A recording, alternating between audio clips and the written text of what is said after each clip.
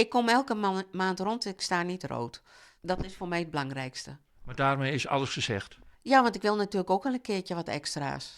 Gemeenten hebben het voor om inwoners die een jarmoeder libje financieel te stiepjen. De ene gemeente is daar likwijls royaler mee als de andere gemeente en dat verschil kan oprennen tot honderden euro's per jaar. Dat is een groot probleem, likwijls voor Gerda van Wolvergeer.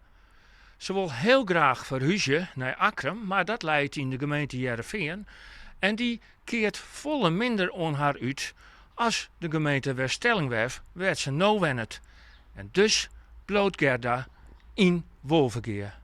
De 62-jarige Gerda van Wolvergeer vertelt hoe dreig het leven bij een uitkering somtieren is, maar wil dat anoniem dwan.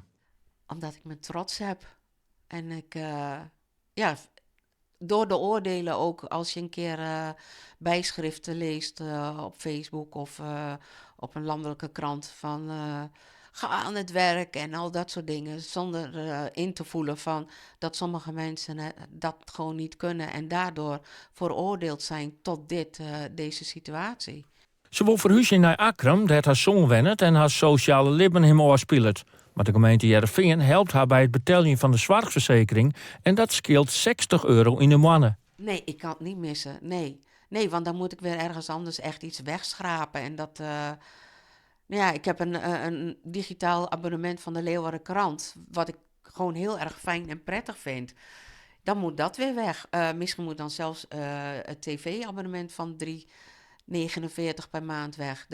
Echt, dan gaat het over kleine bedragen die dan weer gaatjes gaan vullen. En dus bloot Gerda in Wolvergeer. Ze had reuma en kent dat toch net werkje. Boodschappen van bloot voor haar een uitdaging. Het foldertje erbij, goed afgepast, kijken van wat is er in de aanbieding. En ja, ik loop wel eens in de supermarkt, heb ik zin in een brie en dan doe ik het niet. Want dan denk ik, nee, het past toch niet. De kleine dingen, op de kleine dingen letten.